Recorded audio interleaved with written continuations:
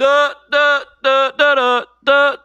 Yankees lose. Oh, Perfect. I'm now gonna start this episode with Frank Sinatra. Start spreading the news because spreading the news. we have news, guys. The Dude. Mets win again. I'll start spreading the news. I'm preparation. Gonna be a lot of cursing. I'm gonna be intolerable. It's just the vibes are immaculate right now. The news I want to start spreading. There's two teams that play in New York. One of them is a winning baseball team, and one of them is the New York fucking Yankees. One of them's in danger of getting knocked out of the playoffs any day now, and it's not the fucking New York Mets. The New York Yankees get fucking season swept 4-0, and it's not just the Mets. They won a couple close games. They won here and there. The Mets beat the living fucking piss out of the big bad New York Yankees. Luis Severino was right. They got two hitters. They literally have two hitters in this lineup, and the Mets said, don't fucking care. We're better. We're a better baseball team. Mets beat the pants off those bum-ass New York Yankees. This episode is going to be amazing. I can't wait to give it to you guys. You know the drill. Follow us on all our social media, at Mets'd on Twitter, Instagram, and TikTok. Subscribe to the Mets'd Podcast YouTube channel so you can see me crack open this Coors Light here as we're celebrating. Cheers to everybody out there. I hope, you know what, 8 o'clock in the morning in your car, maybe not in your car, 8 o'clock in the morning at your desk, at your job, crack open a nice cold beer because the Mets beat down the fucking Yankees. So you could tell Mark's never had the job. He just thinks you could do that. Of course, there's no rules. You know what is a rule, though? You need to subscribe to us on the podcast feed. Spotify, Apple Podcasts, Google. Drop us a rating, drop us a review, download and subscribe. Whew. James, how you feeling? Because I'm buzzing. I can't even believe how badly the Mets just beat the piss out of the Yankees. Like, this wasn't even as fun as a Subway Series should be because the Yankees are just kind of sad. Like, the Yankees right now, well, it's just like, I don't know. It's like beating up the smallest kid in class. It's like, why are we fighting them? Like, I want to fight someone our own size like we will this weekend. It's just, we killed them. This series, just for the culture of New York baseball, has done a lot because Yankee fans they're pulling out all the fucking loser shit that honestly us Mets fans would have pulled out in the past. This is a vibe change here. You watch this Yankees team, they cleared out Yankee Stadium. It was empty in the seventh inning. Nobody was there. Juan Soto, the guy who's going to be playing across town in just a few months, he's going to be a New York Met. He's going to be playing for the orange and blue, not these bum-ass New York Yankees who are going to miss the playoffs. He's watching, and he's going, wow, the biggest series of our year thus far, and there's only Mets fans here in the stadium that's supposed to be our home. What's that all about? I want to play for those guys right now. Did you hear the sneaky comments he made when a reporter asked him about Severino's comments? Yeah, of course I heard him. Of course. He was like, yeah, I think we do need more than two hitters if we're going to really compete for World Series like we know we can do. There's one thing we know about Juan Soto. He wants to win, and he does not tolerate mediocrity. He hates it, absolutely hates it. That was his problem with the Padres. That's why they wanted to get him out of Washington. That's why he didn't want to stay there. They gave him a ton of money. He said, no, I want to go to a winner. We won here. It's time to win somewhere else.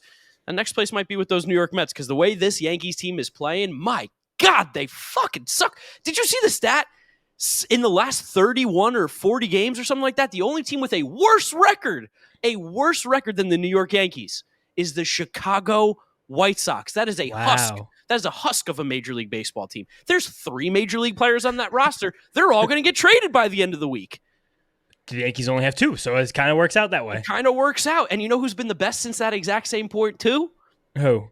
Those New York fucking Mets. I'm not going to fucking say it until I see us play the Braves. Those games matter way more. But, I'm dangerously close. We have a good series this weekend against the Braves. I'm saying those words. This year in the Subway Series, the Yankees had 35 at-bats with men in scoring position. Do you want to guess how many hits they had? 35. I mean, in the Subway Series. I'm just going to go low and say 4. The answer is 2. 2? And one of them came in the 9th inning of this past game when they were down 10 runs. Against Adrian Hauser. It doesn't even count. Doesn't even matter. In this Subway Series, the Mets hit 13 home runs and scored 36 runs. 13 home runs. Wait, how many did the Bronx Bombers hit? They got Aaron Judge and Juan Soto. They only had 14 runs scored in the whole Subway Series. So we almost hit more home runs than they scored runs. We had 18 more runs than them. We scored 9 runs 3 times, scored 12 runs twice. It was a beatdown of the highest degree, and the Yankees didn't even make it competitive. I mean, this is awesome. This is great. Yankees fans are going to say, this is your guys' World Series. I'm celebrating because the Mets are playing good baseball going into the biggest series of the year. Any Met fan who would tell you that this weekend isn't the most important baseball the Mets are playing this entire year would be lying to you. And the fact that we get to come in hot like this, there's no travel even involved on this road series. We beat down the Yankees in the exact same city we play in, the city that we now own. So to me, I'm like, man, the vibes are immaculate. Jeff McNeil is fucking back, baby. Oh my God, I've been waiting, Jeff. We love you, friend of the podcast. I mean, I've been waiting to say those words for 2 years. Jeff McNeil's back. He's keeping that shoulder in. He's smoking baseballs all over the field. Another home run in this series. Not even a cheapie. He almost got his cheap Yankee Stadium home run, but the wind was actually blowing in for once, which is crazy. But the home run he did hit, what was it, 400 feet? I mean, the dude is so fucking back. We love happy Jeff McNeil. We love him. He had the biggest hit in the game on Tuesday night as well. The Mets don't win that game if he doesn't hit that home run. And then literally don't. By the skin in their teeth. We almost forgot the drama from Tuesday just because, one, we had a big softball doubleheader, 2-0. Team's a fucking juggernaut. And then this game on Wednesday just wiped it all away because you had a game where 8 of the 9 batters in the Mets lineup had a hit. Francisco Lindor had fucking 5 RBIs, 5 hard hit balls, 2 home runs. Oh, season OPS up to 817. Eduardo Perez was talking about Francisco Lindor for the MVP.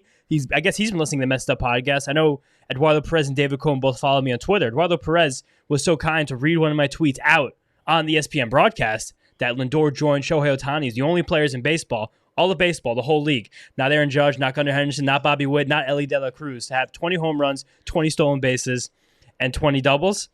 Eduardo Perez did not give me the credit, but we're okay with that. We're fine with that.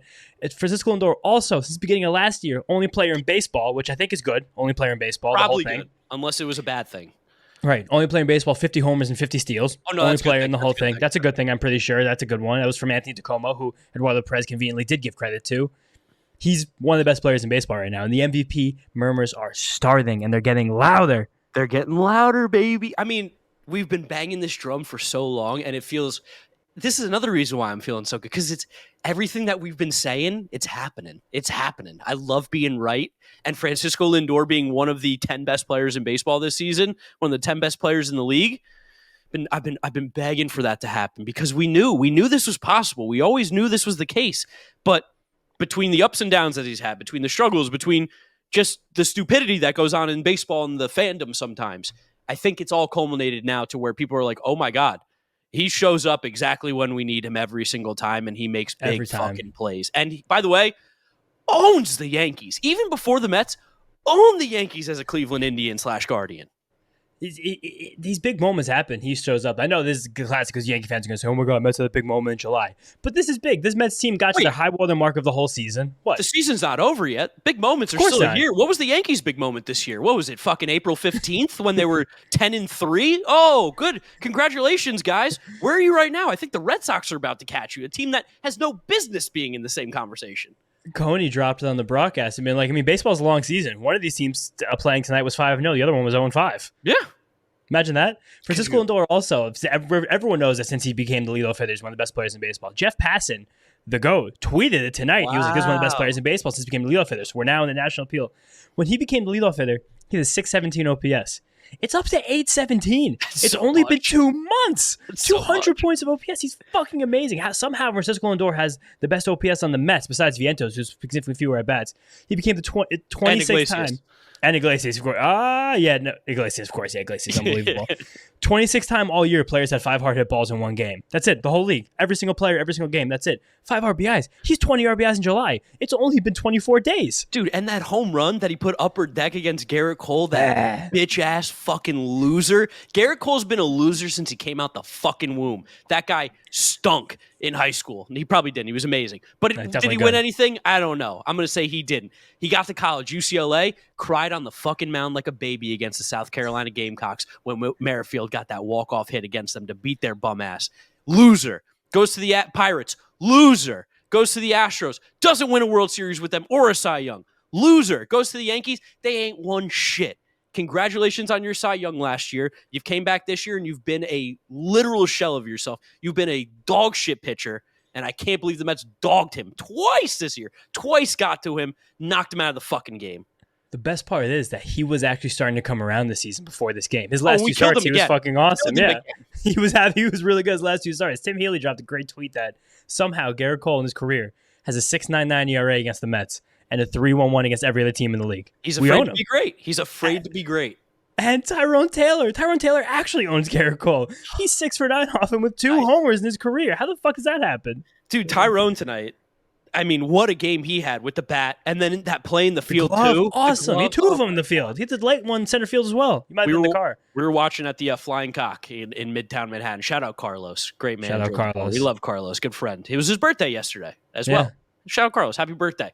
We were watching there, and we're screaming at the bar, me, Ernie, and Alex, as we're watching this game, pounding the table, getting the place riled up, clapping, yelling. Tyrone Taylor's making plays. Mets are hitting home runs.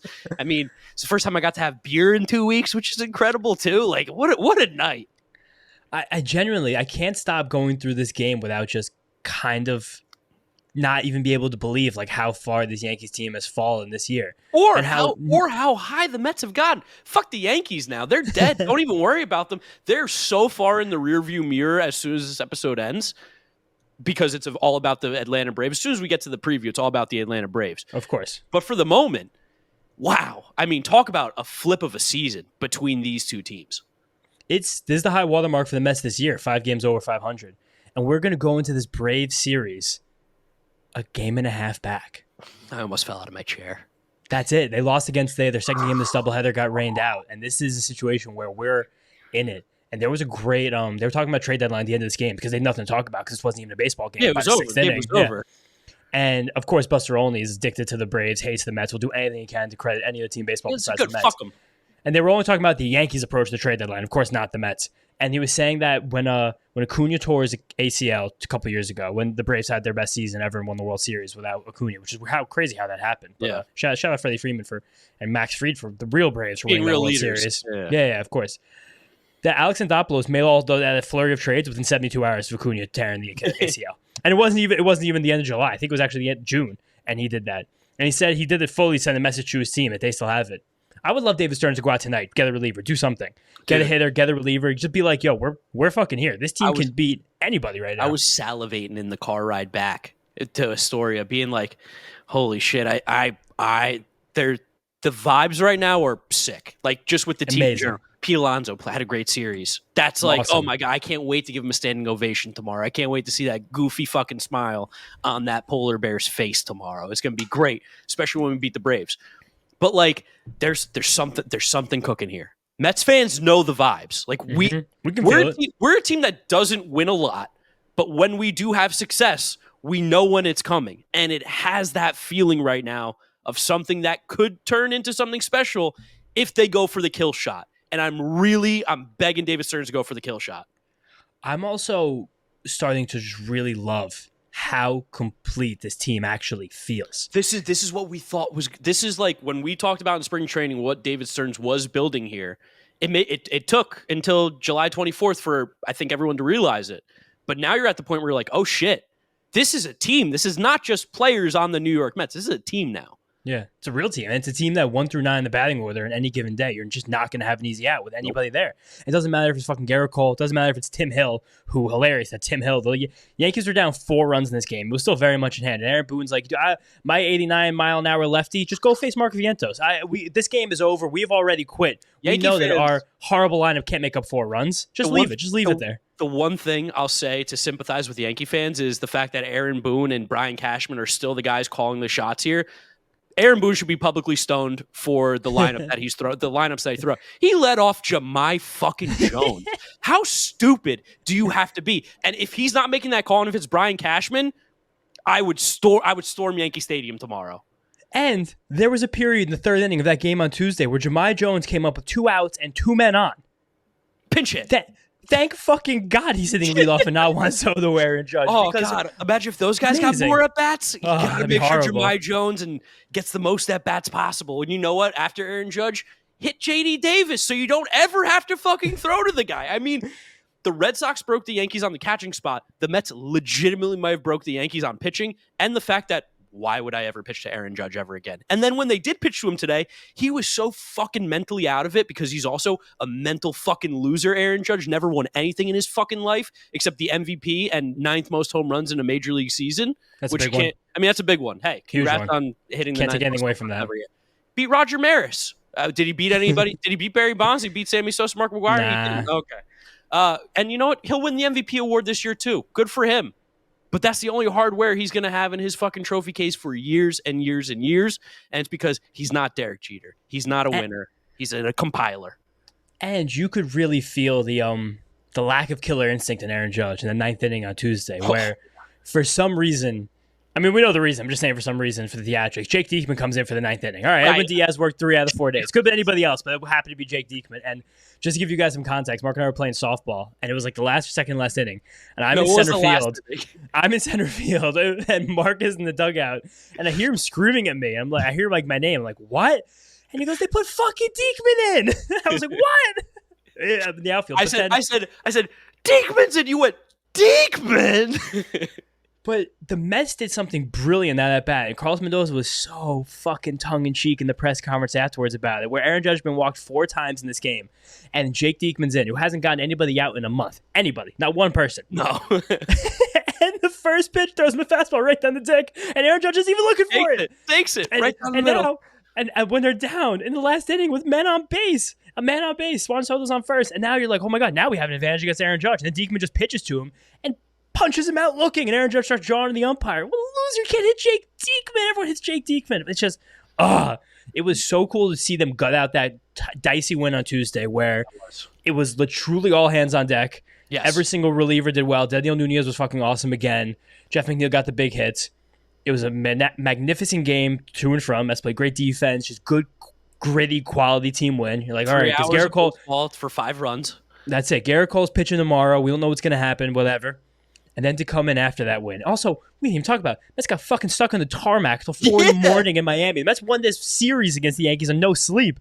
How many advantages do they need? Cushy Yankees got to sit at home all weekend playing the Tampa Bay Rays, getting their fucking ass beat by a team that's not even in the playoffs as well. And then the Mets have to come in late. Amanda Diekman, Jake Diekman's wife, the day that they land, the day he gets one of the biggest saves of his career, just tweeting, replying to people in our comments of our tweet about the news that we technically broke over on Mets'd, being like, he came home at 6 a.m. He was so tired. It's like 3 o'clock in the afternoon. She's like, he's still sleeping. He's still out.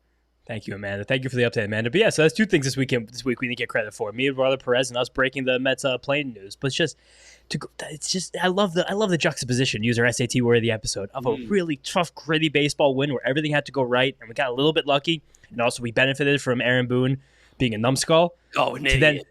To then kicking their teeth in. Tim Healy said we stuffed them in a locker, and it's fucking true. We killed them 36 runs in 4 games. Oh, we bullied the Yankees. We fully bullied them. Like if this happened in school, there would be the principal's office would be called.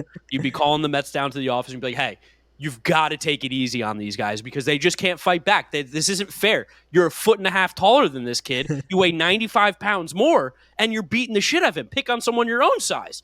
That's why we got the Braves this weekend. That's why a series that really matters. And the Yankees are only 3 games up of missing a playoff spot right now in the loss column in the American League. That's it. 3 games. And you know what? Honestly, again, like I said, after this episode, right now, the Yankees talk is done. It's over. I'll tell you this. Do you think you have a lot more left? Yeah, I got 5 minutes left worth of stuff. I'm gonna put 5 minutes on the clock right now. We can get all the Yankee stuff out now, then talk about the real news, which is the real baseball team in New York. So 5 minutes timer is starting right now. I am so upset I didn't go to the game tonight. I'm so upset because listen, like when I was texting my friend Ernie, me and Ernie, shout out Ernesto. Glad to welcome him back into the Mets fandom. That was also when the season turned around. We welcomed him back because we thought he was the jinx. Ernie's not the jinx. We love Ernie. But that's Mets fans. We're inviting. We're happy. We're jovial. Yes. We have vibes. These miserable bastards got nothing. No, and that was the problem. We got a little bit too big for ourselves. We thought this Marlins fan who wanted to become a Mets fan, jump on the bandwagon, bad vibes. Actually, the opposite. That's when things are going well. So shout out to Ernie. But I was like, I'm really upset that we're not going because I want to be there when the Yankees' inevitable funeral happens tonight because it will be awesome. But also, good on us for not going because there's a 95% chance I would have gotten into a fight tonight. Oh, there were some fight videos going around. Yankees fans really? like picking off Mets fans. Yeah, and that's the worry is that I would have been running my mouth because we just, again, pistol whipped, literally pistol whipped them. Took their pants down and said, "Look how small your dick is. You got nothing there." And I would have gotten sucker punched. So I'm glad I didn't go, but also upset because, oh man, there's nothing better than seeing fucking these Yankee fans' tears. Fucking Joe from Staten Island who can't name who's hitting leadoff for this Yankees team or fourth. Or fourth, or fifth, or sixth, or seventh, or eighth, or ninth. He can name six because he got the cute Italian kid playing shortstop. But of course, yeah. Singles. I hope Anthony Volpe is aware that the College World Series starts in a couple weeks because I think it's over. It's over. It's dead. No, the College World Series is dead. No more Williamsport. It's the Little League World Series. Little League World. Oh my God, I'm an idiot. I hope Anthony Volpe knows that the Little League World Series is actually starting up soon because I think that's like a field dimension and the type of opponent that he could really excel against. People his size. Yeah. Yeah, it's not fair when you have to compare Anthony Volpe to maybe the best shortstop the city of New York's ever seen in Francisco Lindor in terms easily. Of all-around talent, offensively and defensively. There's not a shortstop that's ever matched it. Winning-wise, sure, you guys got Derek Jeter. Congratulations. Mm-hmm. Welcome to it. Compiler. In terms of talent, the only guy that's actually there is one more better shortstop in the city of New York. It was Alex Rodriguez, but Yankee fans don't want to admit that. But it's not fair to compare Anthony Volpe to Francisco Lindor because one is a perennial elite player that's going to be a first ballot Hall of Famer, going wearing the orange and blue, going to be one of the greatest players to ever play the game. And the other guy, again, is a local kid, grew up a Yankee fan. It's a good underdog story. Yeah, good underdog story, cute Italian kid. Dad's a urologist. Checked out my friends before. Like, it's good stuff. But it's just not fair. It's not fair, and I feel bad for him because he's always going to have to live in the shadow of what is the best shortstop ever play in the city of New York. Yeah. No, this whole Yankee team, there's a fog around them, like a haze. They just can't seem to play outside of May. It's funny because I thought Juan Soto fixed them. I really did. The way they started the season, I went, oh shit. Juan Soto brought that edge that this team desperately needed because, again, Aaron Judge, Anthony Volpe, too cute. The guys are too cute. They can't. They got no edge. They're too cute. And Garrett Cole, that guy's got no chin. I mean, I give him one punch and the guy goes down like a fucking sack of bricks. And I thought Juan Soto fixed it. And then you see how the rest of this team plays and go, oh, yeah, that's right. DJ LeMahieu plays every single day. You're playing J.D. Davis. He was cut by the Oakland A's. The Oakland A's cut J.D. Davis. You're pitching Tim Hill. Nobody wanted Tim Hill. Tim Hill was out of baseball. Like, one of their best relievers is Michael Tonkin. Michael Tonkin. The Mets have the worst bullpen arguably in baseball. And they said, Michael Tonkin, we're good, buddy. We're good. Go anywhere else but here, please. You know how we really know the Yankees are fucked? Oh, I can give you two reasons. One, Yankee fans are not bringing up World Series rings anymore. They're bringing up record. That's how you know they're fucking dead. Two, because I just saw the corpse of the team play today, and they're dead. Here's the big one. Their fans are starting to ratio their own team's tweets. Fuck. Their tweet about the lineup before Game 1 of the series on Tuesday had 1.3 thousand replies, 1.9 quote tweets. Whoa. And 2.8 million impressions. Those are Mets in August numbers. Wow. And when they lost the game tonight and they posted the score. They posted the score? Good for them. 100,000. It was exactly how the Mets used to post theirs. Final, Mets 12, Yankees 3. 120,000 impressions in under an hour with 1,000 replies. This is shit that we go through. This is what the Mets live with, and they're doing it now. And you know what else? They're so fucking quiet on Twitter because they know they have nothing left. There's nothing left. They've watched this team fall apart, be every year. Yes, it's 3 years in a row now. This keeps happening. The only thing that can break the Yankees out of this and give them salvation is not losing to the Astros in the playoffs, just losing before. Yeah, because I've said it before and I'll say it again. Like losing to the Twins or the Guardians for once. The last time the Yankees beat a team that didn't reside in the AL Central in the playoffs was Buck Showalter's Orioles. That's the last time they beat a team that wasn't from the AL Central in the playoffs. Could you imagine that shit? That's a decade. Decade. Buck's been fired twice since then. He has been fired twice since then, and one time from our team. Oh, man. You know what I'm not jealous of right now? Fucking Yankee fans. Definitely not. It's a long season. I think that's our 5 minutes. Let's go Mets. Back to Mets talk here because good timing. That's pretty sick timing on my part. I literally had no clue it was a vibe thing. It was a feel. That's how locked. That's the Mets. That's the Mets right now. I'm like Jeff McNeil. I'm back, baby. Jeff McNeil's so back. He's so back. But okay, Mets. Zoom out.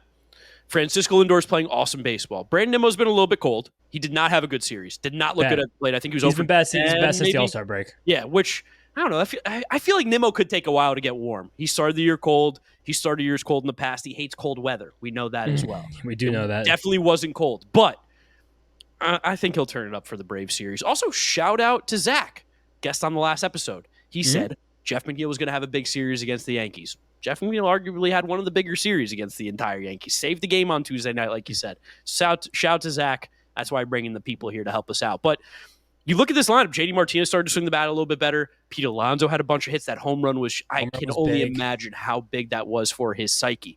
How much he felt it. Yeah. I mean, even going around the bases, like you see him, he's just a goofy little dude sometimes. Like he's got to go back to being goofy and just relax and having a good time. The one thing I do want to say, Alvarez is in a major funk. And I think part of the reason why is I think he's standing way too far away from the plate. Okay. There was a bunch of there was like 3 balls I think this series that he hit up the middle weakly that were hit off the end of his bat that were kind of like the outer half or outer edge of the plate to a right-handed pitcher or a right-handed batter. And I think if he just got a little bit closer, he would be okay. I know why he's doing it. He was getting busted inside a ton the last like couple weeks when he started to get hot, and especially with those sinkers, those guys are really busting him in trying to break that bat. But I think you got to find the happy medium. Remember, what was it, the Rangers series? They called that outside pitch a strike. He adjusted, then got the hit. I'd like to see where he was on that adjusted versus this, because it does feel like he's standing quite a bit away from the plate right now. It was nice to see him to get that single today. He also worked a walk. He's been at it with the umpires a lot recently.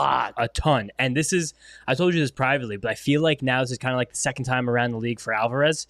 So now he's kind of seen every umpire a handful of times. And maybe there's a chance that not all of them think he's like super adorable anymore because he just doesn't stop talking. They don't think he's the best game. Yeah, they might not think he's the best. Because where they stand, they can't see the front of his neck. They only see the back of his neck, so they can't read the tattoo. That's the big problem there. But he I think it's just this is an adjustment. It's just his OPS just dropped below 800 this series. Yeah. His batting average just dropped below 280. So great, yeah. No, yeah, it's fantastic. But I think it is telling at how the Mets are viewing his struggles. They dropped him to 8th in the lineup on Wednesday night, which is okay. That's just like 6. Yeah, take a break. Like Jeff's hitting well right now. Jose Iglesias gets on base every single game. Like just leave it there.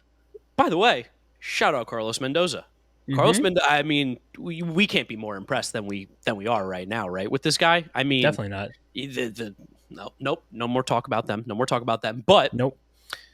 I mean, he's just done a really great job. Even that adjustment of like Jeff McNeil swinging the bat well again, put him up in the order. Put him up the order. It worked. Tyrone Taylor, they knew that he owned Garrett Cole. Put him in the lineup. Bang. Actually, Bader wasn't in the lineup and he got scratched. But sure, yeah. Sure. Both. Yeah. On Mendoza for the field. And David Cohn as well as Perez giving a lot of credit too. It's just like it's very clear the way Mendoza manages these games that he's not a puppet. Like a lot of fans think that any manager is the puppet for a general manager, because I don't think that happens as much as people want to believe. But like, just for context, Buck Showalter was not a puppet. For anybody who wants to think that Billy Epler was the problem with the lineups, it was very much Buck Showalter. Yeah, no, actually an active feud between the two, but we can't get into that here. But it's just amazing. Every single button he presses is good. He has such good feel right now, and it is the classic shit where a manager is the right manager as long as his team is winning baseball games. Sure. Like if the Mets had gotten swept this series, the New York Post tomorrow would be like, their questions about Carlos Mendoza at the helm of the Mets. Get rid of Severino. Where's Pico? And send him to Colorado. That's what I'm saying. This is all just reactionary bullshit. New York is insane for this, but that's why we're going to do it too, because it's so much fun when you sweep any team in baseball, including the Yankees. And that at bat against Judge, again, just to go back to it on Tuesday with Jake Diekman, that was a lot of balls from Diekman because he's on the mound, but that was a fuck ton of balls from Mendoza to be like, you know what? Yeah, I don't care. This guy's been my worst pitcher in the bullpen. Go face the best 2 hitters in baseball. Like the only thing that would have been crazier, truthfully, is if you're like, Adam Ottavino, run him out. Well, he came in the 6th inning of that game. Then he came in the biggest moment of this game on Wednesday, and then he gave up the runs on Tuesday. But yeah, I digress. He got the cute shortstop to ground out. No, he got Little League Volpe out. Yeah, the ground out. Little League Volpe. That was kind of a good one. That came natural. Like that. Yeah, Little League Volpe. Yeah, that's a good one. Wow. LLV. I gotta start working. But LLV. It's just, you gotta give him so much credit. And I want to give the players credit. You should always give the players more credit. But Mendoza's just done well. This team was completely fucking dead. We were cooked. Our player threw his glove into the crowd. I've never seen that before, and we're never going to see it again. No. And ever since that happened, we're just a good baseball team. Imagine if we didn't have that bad month, because we were good in April, even after going 5-0. And then all the wheels came off in May when I came back to America. And whatever happened there, I don't know why.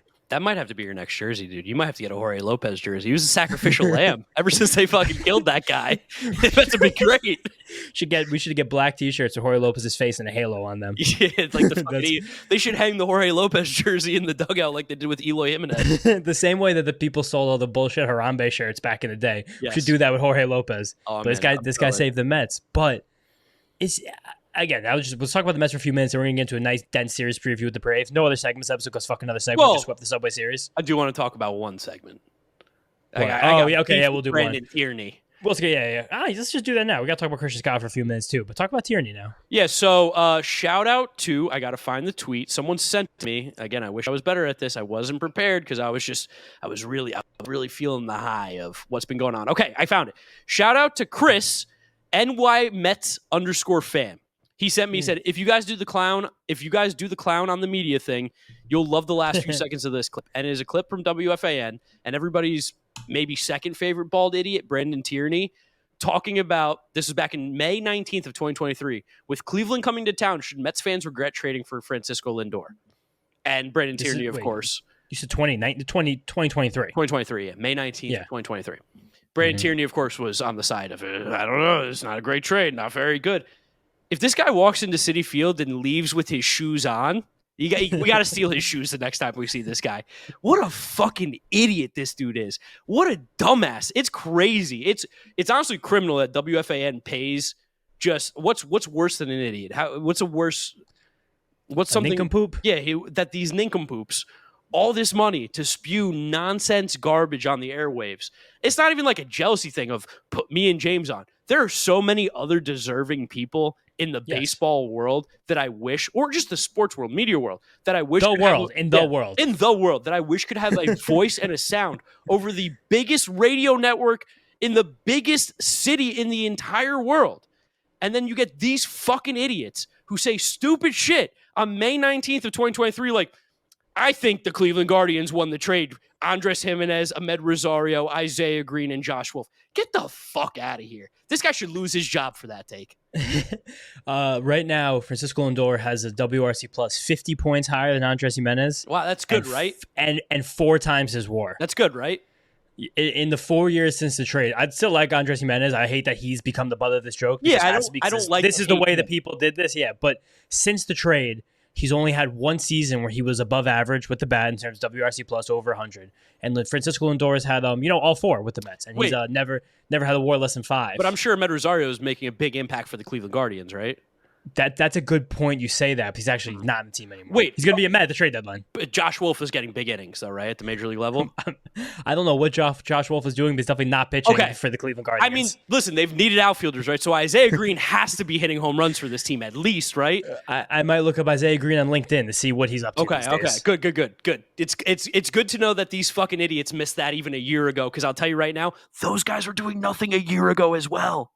It's one of the best trades the Mets have made as an organization in the history. It's probably Keith Hernandez, Gary Carter, Francisco Lindor. You're gonna look back on this and be like, holy shit. Everything changed. They traded what for Francisco Lindor? Are you kidding me? This guy changed the franchise. Right now, Francisco Lindor, and this is another thing Mark and I were bullshitting about the other day, it's the highest WRC plus of his career. Any season he's ever had. He 1 year hit 38 home runs with 45 doubles. And he right now, because that was the year of the fucking crazy baseball, he has a higher WRC plus right now. Real quick, tell the people again, WRC plus. Why do we care? WRC plus, weighted runs created. It's a stat that takes every single guy in baseball in terms of what parks they play in as well. And the average guy is 100. So however you are above 100 and then below 100, that's like what percent you are different than league average. So right now, Francisco Lindor is 35% better than the best hitter league average. In 2018, when he had the best season of his career, he was only 32% better. God, the memes on Twitter are so good right now too. Shout out Diana. Shout out Diana. She's a queen. She's awesome. Shout out at JWR and a bunch of numbers. He put the picture of Squidward watching Patrick and SpongeBob playing outside through the vents. He's like Juan Soto watching the Mets sing OMG, putting up 12 runs. I was like, that's so good. I can't believe the showman that Jose Iglesias is, that he knew when the ESPN camera was on him and he just started singing his own song and doing his own dance. And when he turned the double play and he came in, he went right to the camera and did the, oh my God. I'm like, whatever is cooking, man. Keep it going. I love the vibes. Francisco Lindor said he can't wait to get back to Citi Field. I love the comfort of playing at Citi. Well, talk about playing at City because, again, the huge series coming up against the Atlanta Braves, 4-game series. It starts today. When you guys are listening to this, the Mets will be playing the Atlanta Braves on Thursday night. I will be in attendance. I can't wait. I haven't been this excited to go to a Mets game since 2022, since the playoffs, honestly. Like, there hasn't been the excitement like this. And I think the place is going to be buzzing. Like, I don't vouch often for spending money on the New York Mets because they burned us. Almost never. They're playing good baseball. They deserve it. If you do, go to SeatGeek, use code Giraffe10. This Braves series also is so much more important just because of how close we are to them in the standings. Super close. I think that I don't think a lot of people in the baseball world know that the Braves have been in a tailspin of late. Bad. And we, again, like we said at the top of the show, we're only a game and a half behind them for the first wild card. There's a long way to go. It's not even August yet. We have 2 full months still of regular season baseball. I remember when we all got ahead of ourselves a lot during the very historic 5-game series we played against the Braves in 2022, where I think you and I were at the ballpark 4 out of 5 days. I think so. I think I might be 5 out of 5. Yeah, I think you might have 5 of them there 4, and the Mets won 4 out of 5, and everything felt really, really amazing the whole way through, and then things did not wind up that way. So again, long way to go, but in a new schedule, in Rob Manfred's new world that he's created, where we play our division fewer and fewer times, this is monumentally important because these are chances against a team that, 1, we fucking hate them, and 2, salivating. We fucking despise to go out there and do the same thing to them we just fucking did to the shit team in the Bronx and just kill them right now. Yeah, I mean, there's a real shock factor here. The Braves are playing; they're 3-7 in their last 10. They just lost Ozzy Albies for 8 weeks with another broken wrist. Ronald Acuna Jr. is out. I mean, they're going to Eddie Rosario. They're going to who's playing Nacho Alvarez, who I'm not going to talk trash on him. I don't know what he is as a player just yet.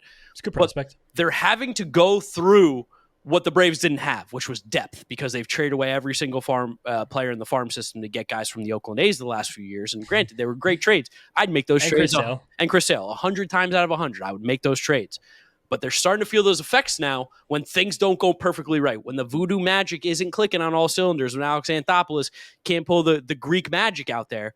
All of a sudden, you're like, oh, shit, we're in trouble. And this is an opportunity for the Mets to not only make a statement for them personally, I think this would mean a lot for the Mets as a team inside that clubhouse to take 3 or 4 from the Braves this series. It would mean a ton. But this is also a chance to make a huge statement to just the rest of the league of shit, this Mets team, they're a couple pieces away from getting dangerously good, and then they have a chance to get those couple pieces because they have a loaded farm system and there are guys available. Yeah, this is a don't fuck with the Mets series. Yeah. Because if you do fuck with the Mets, you might get hurt. And this is a situation where this Braves team is limping. Today, they in the day game they had, Adam Duvall hit 5th. You want to again, this is just what he's done so far in the season. I fully expect Adam Duvall to have many big hits against the Mets as he always does, and he always has. You want to guess Adam Duvall's OPS as the 5 hitter for the Atlanta Braves? I mean, it's got to start with a 6, right? You would think. It actually starts with a 5. Whoa. 560. Whoa, that's way lower than I thought. With a 184 batting average. And Eddie Rosario hit 6th. 555 with a 184 batting average. He was cut by the Nationals. And then you had Murphy. Then you had Arcia. Zach Short is playing every day for this Braves team. Sean Murphy's hitting 7th?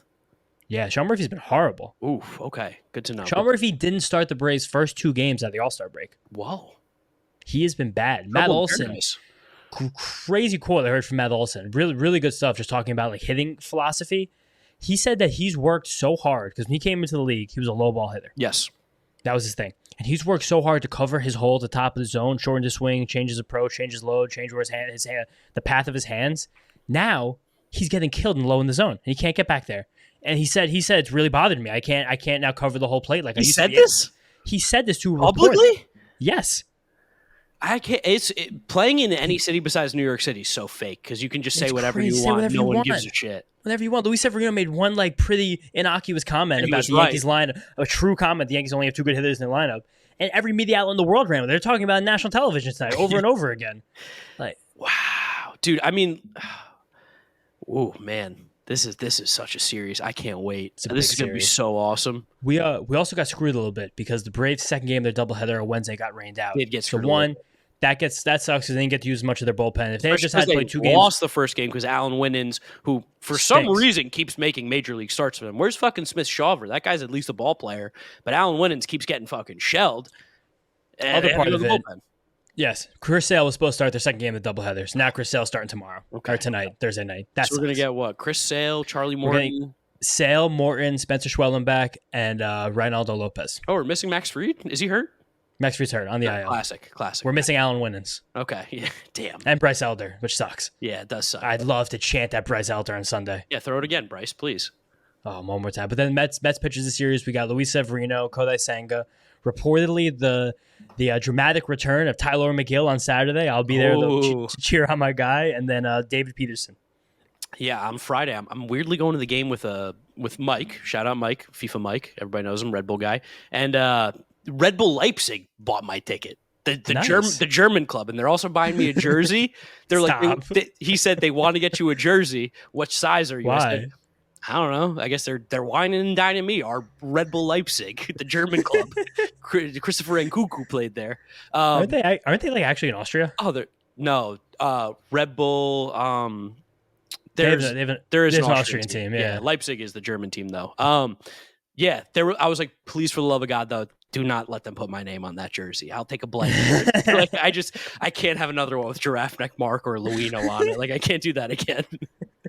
But again, this Braves team, we haven't faced them in a while. We haven't faced them since what? I think it was since April. You know what I remember what I was going to say. What? I'm surprised that they're like the stand-up leaders on this team. Like a guy that like if you were ever going through a tough time, a guy that you would seek help for because he makes such good like decisions off the field that you would and like again, he was in the home run derby, he was an all-star.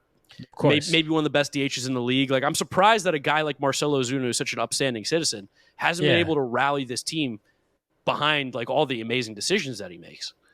It's actually sad for Major League Baseball that Marcell Ozuna is the only thing holding the Braves in the playoff race right now, along with Chris Sale. Chris Sale deserves it. Chris Sale's having an amazing year. Such a good year, Marcell Ozuna. Holy shit. If Chris Sale gets his first Cy Young award, I won't really be that mad about it. But Marcell Ozuna, if the Braves would have just done the right thing and released him when he had multiple charges against him for both drunk driving and domestic abuse. Ozuna from the Braves.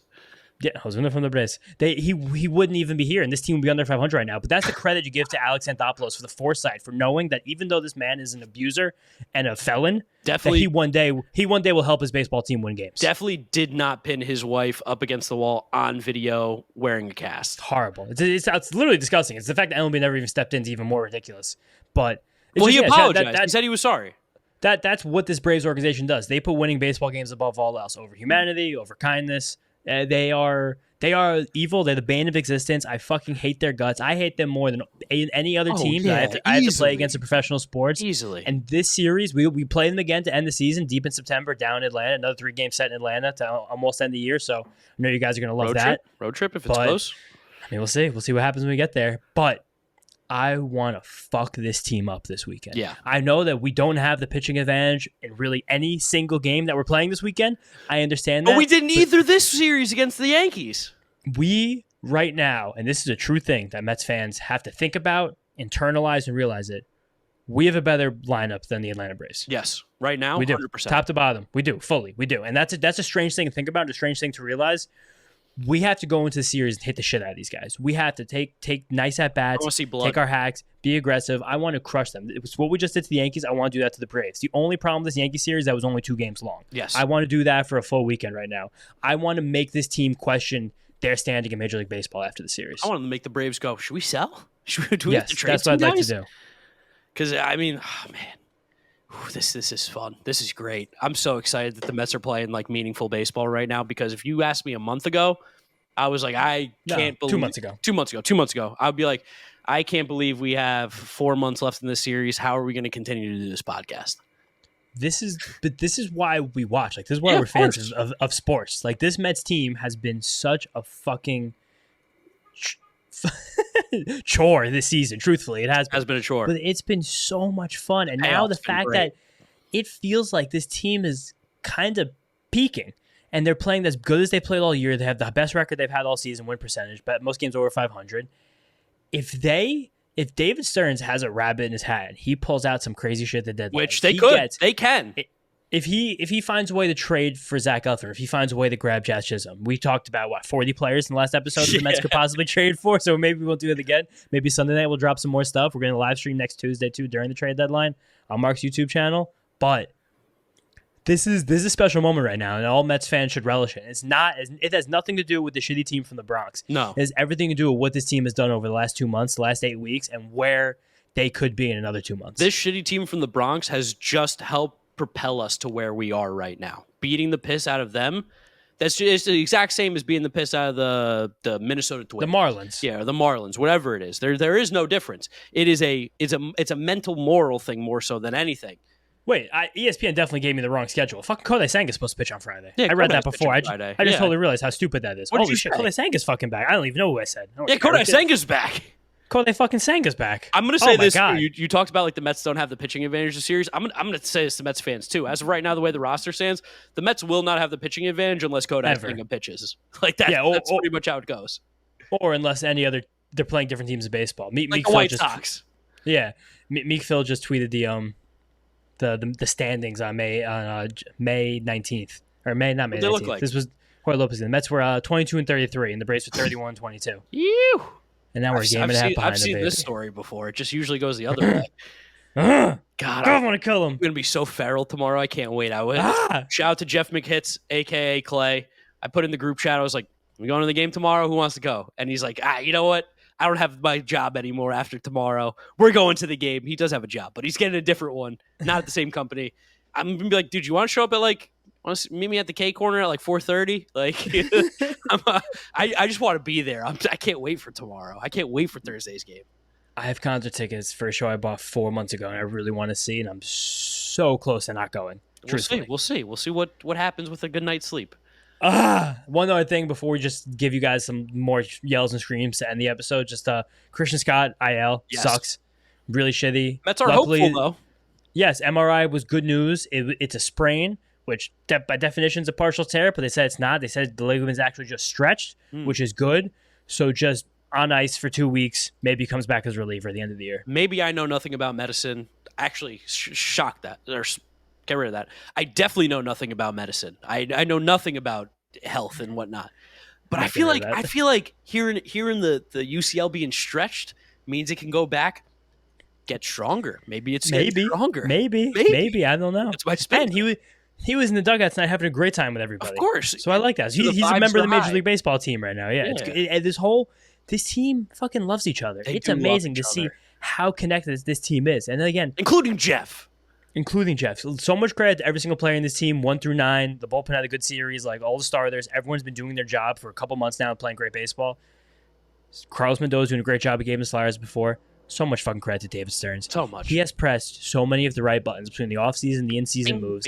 It's a marvel for the first time basically in our collective lives to watch the Mets executive know what he's doing.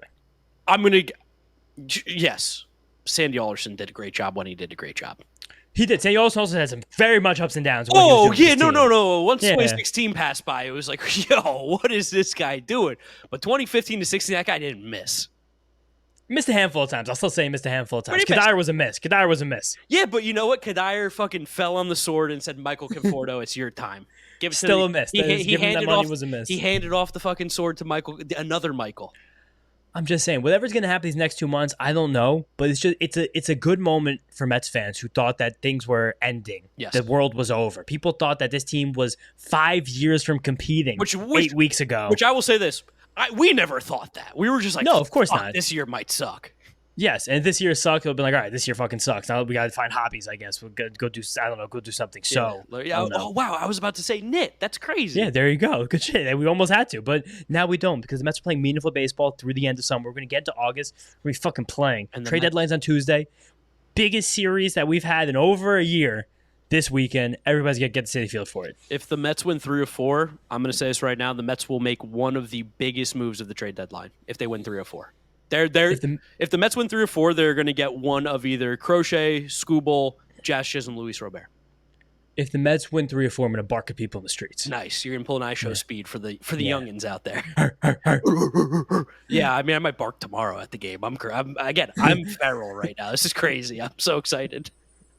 Let's fucking end this shit and we get to the next one because I gotta get this Brave series started. Let's fucking go Mets. Everybody show up, make some noise. Let's get crazy. Pete Alonso standing ovation.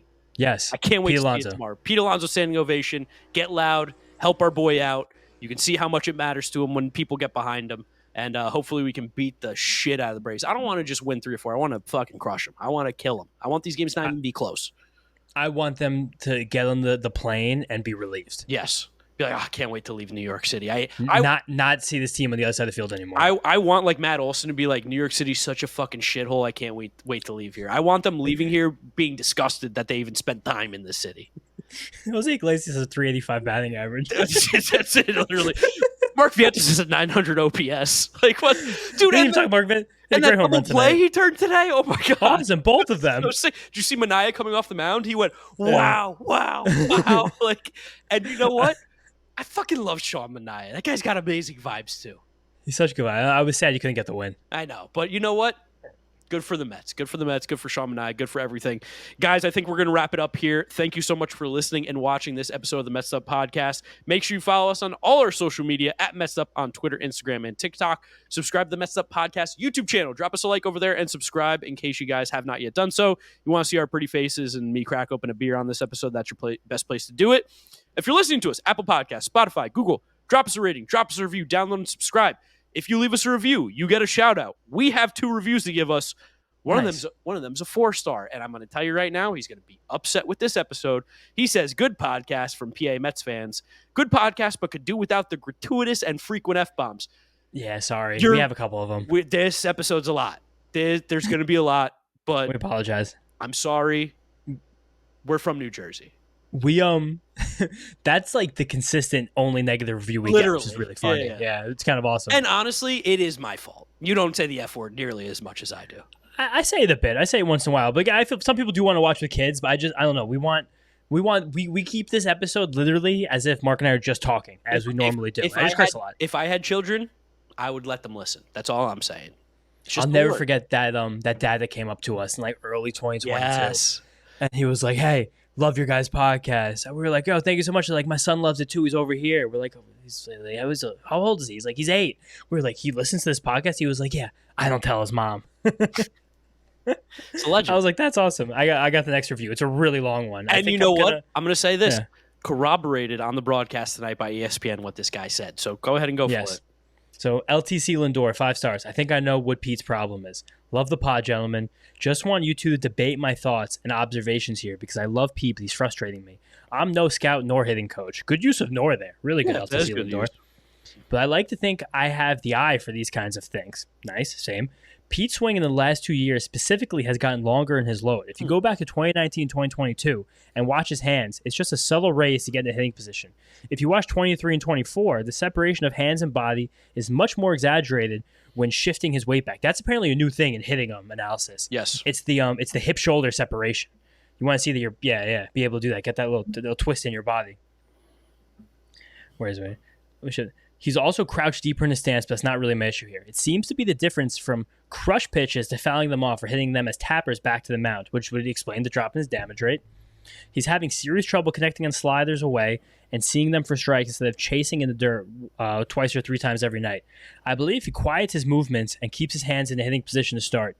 He's strong enough and has proven in 2022 his ability to take the ball to right center for doubles and home runs or turn and burn at the inside fastball. Tell me I'm crazy or that's something there.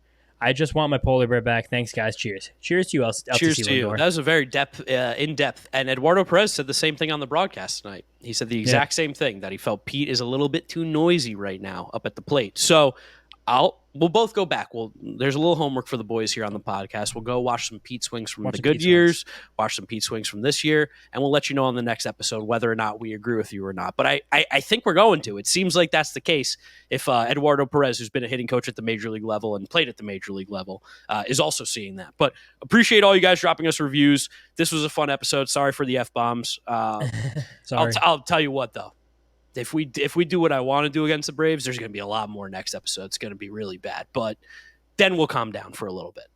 Never forget those episodes when we worked for the Mets that only when we lost to the Braves we got views because all the Braves fans would watch us cry. Yes. Well, I mean, we weren't allowed to make any good titles or thumbnails, so we were kind of handcuffed there. But, hey, we don't need to talk about that. It's the end of the episode. Thanks for watching, guys. Follow James on Twitter at James_Sciano. Did you hit 10K yet? I hit 10K yesterday. Woo! I'm at 10.1. Nice. There we go. Let's Yeah, go. right? Still follow James Big on time. Twitter and follow me Please. at DraftNeckMark with a C. We will catch you guys after the Brave series. Hope to see you at Citi Field. Let's have some beers. Peace out. Peace out. See you guys this weekend. Let's go Mets.